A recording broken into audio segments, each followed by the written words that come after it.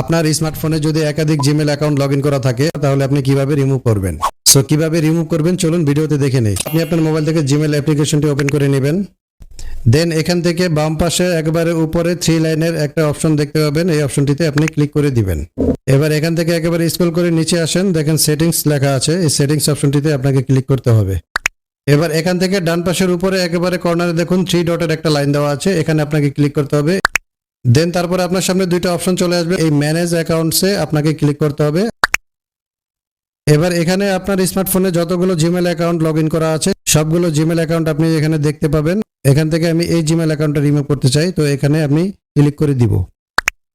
দেন এখানে দেখেন remove account লেখা আছে, তো আমি রিমুভ অ্যাকাউন্টে ক্লিক করে দিচ্ছি।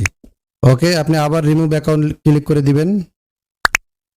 ওকে, তো আমি যে জিমেল অ্যাকাউন্টে রিমুভ করতে চেয়েছি সেই জিমেল অ্যাকাউন্টে রিমুভ হয়ে গেছে। যদি আপনার ভিডিওটি ভালো লেগে থাকে তাহলে অবশ্যই ভিডিওতে একটা লাইক দিবেন